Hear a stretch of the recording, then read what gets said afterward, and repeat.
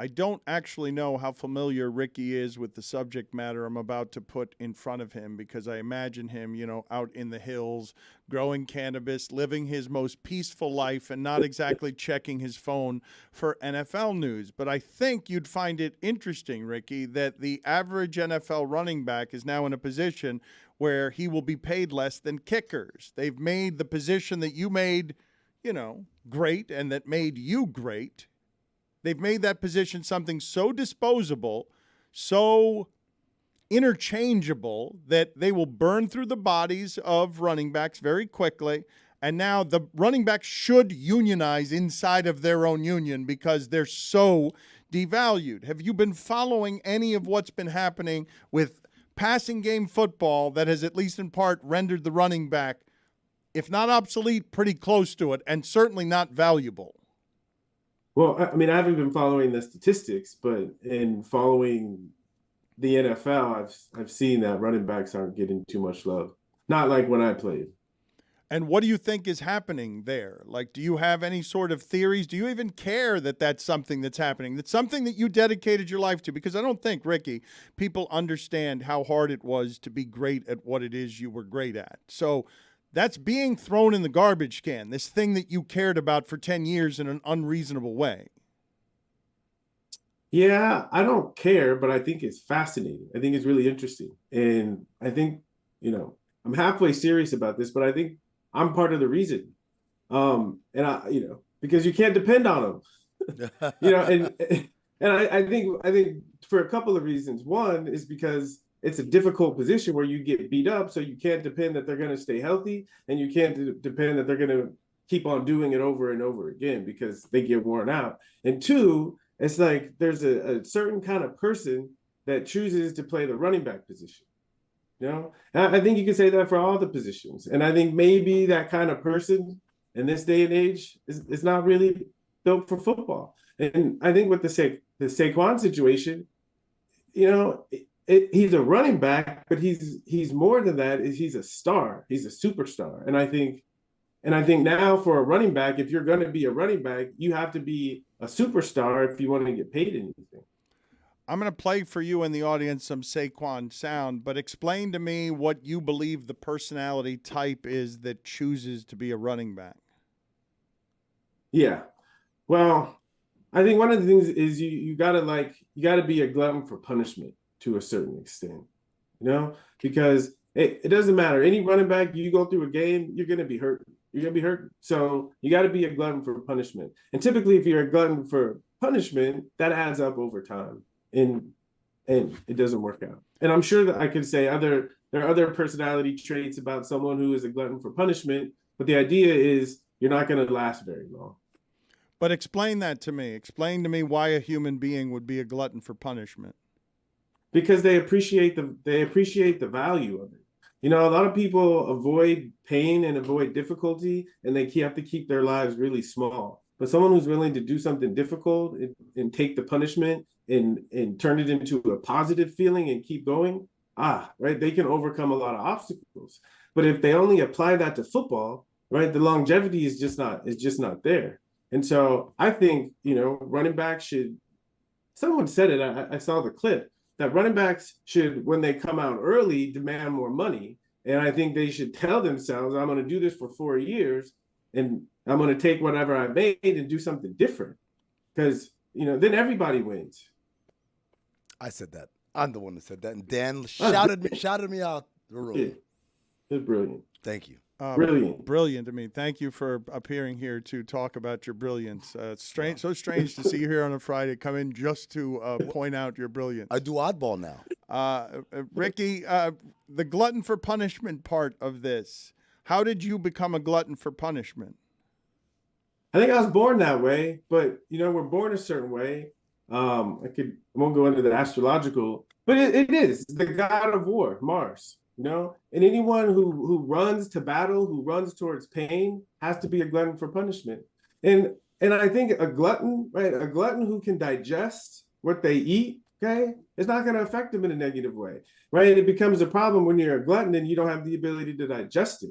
And so some people can process the challenging and difficult times and turn them into growth and wisdom. and some can't. And I think we just have to be wise. Like a running back, you have to monitor how much punishment you can take.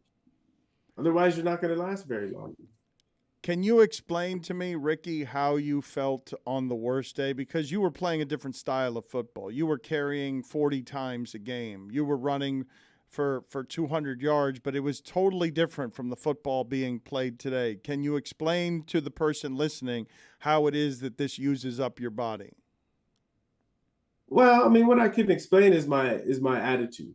Okay. And so when the goal is to be the best, right, everything that gets in the way just becomes another obstacle that you have to overcome. And so in my aim to be the best running back that I could be, I realized that I had to practice, because I was the kind of player that I had to practice. So the biggest obstacle is, how do I get my body to a place where I can be ready to go in on Wednesday and have a really good practice?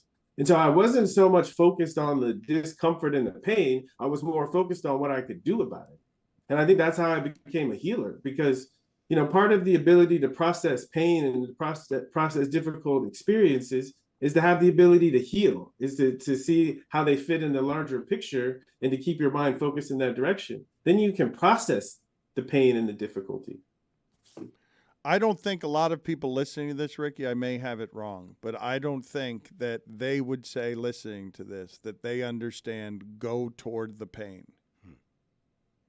But it's not, if you just stop it, go towards the pain, that doesn't make sense. If you understand that the only way to achieve what's really important to you is to not avoid the pain. So it's not about going towards the pain. It's about not being a coward when you think that something is going to hurt more than it actually is. But how would you explain to the person listening to this, because this isn't about running backs anymore, this is about how one lives their life, because I've done some of this learning, but it's only come to me after 50, where I understand the amount of growth that is on the other side of pain and why pain is necessary if you want growth, that without it you will only remain stagnant. Wherever it is, you continue to avoid pain instead of welcoming it and taking the lessons in it. All of that sounds like esoteric spiritual mumbo jumbo to people. Condense it for them. Explain to them why it is that you believe in the idea of pain is something worth absorbing in pursuit of growth. Well, it's not esoteric, and it's not me saying anything. It's what I'd learned from being a professional football player. And to me, this is the point to me of watching professional sports, is that they are modeling this point. Right? It's hard, right? It's the training we have to do, the pain we have to overcome, not only to show up, but to show up and excel and to entertain people. So that's the real lesson in watching sports, is appreciating how difficult and the value of pushing through the pain, because people worship you. That you don't become, at least in sports, you don't become the best unless you're willing to move towards the pain. It doesn't happen.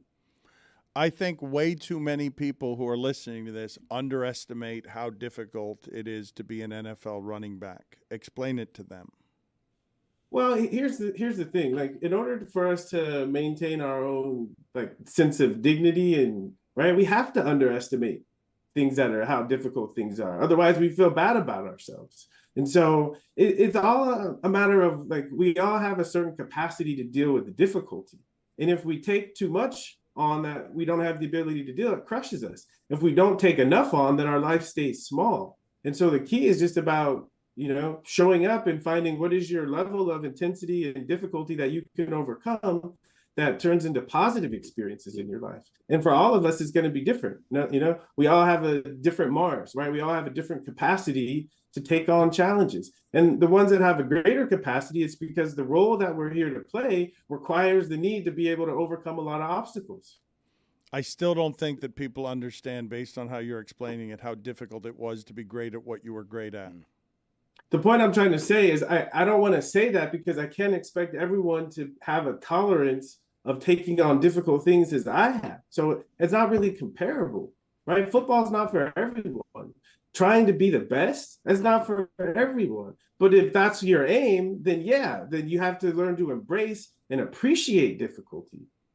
And I think you're a great example, right? You can recognize at 50, right, the times in your life where you allowed your avoidance of feared pain to keep you stuck.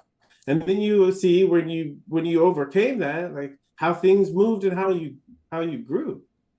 The proof is in the pudding. You say that, but it still doesn't acknowledge what it's like to go into a game 16 of the season and Ray Lewis is on the other side of the line and you've got to carry the ball 40 times and they need 220 yards from you. You're not explaining how hard that is. You're saying, well, it's only as hard as I absorb it or I need the lessons in it. But I'm saying it's not hard. It's what I lived for. So it's hard for me to say that it's difficulty because I lived, this is what I say, a glutton for punishment. Is I lived for that challenge, for that difficulty, for that struggle. So when I say how difficult it is, it's just another way of saying how excited I was. I have a different relationship to pain than most people. And if I try to answer your question the way you're asking it, I have to pretend that I don't. Chris Cody, are you following all this? I am following it, and I have a lot of questions actually. I was honestly just thinking. I don't know what made me think of this. Ricky, what is your ideal age? If I could tell you you could be any age for the next 10 years, what would you be? 55. What? Wait, hold on. Why 55? That's you don't even know what you're going to be at 55. I know I'll be wiser than I am right now. So why not 56 then? No, 55 is, I think 56, people start to think you're old and they start to send those old vibes to you. But 55, you're like not quite old, but it's like the pinnacle of wisdom. You know what this is, Dan? This is a revisit of what we talked about earlier this week. Colin Cowherd staked out 55 and now the bandwagons are following. You're referencing a Colin Cowherd segment that wasn't earlier this week. When was it? Today. Full circle. Oh, how about that? Today is Friday. Time is just a construct. You came in on a Friday. Oh, my Lord. I'm doing oddball. Ricky, good talking to you. Thank you, buddy.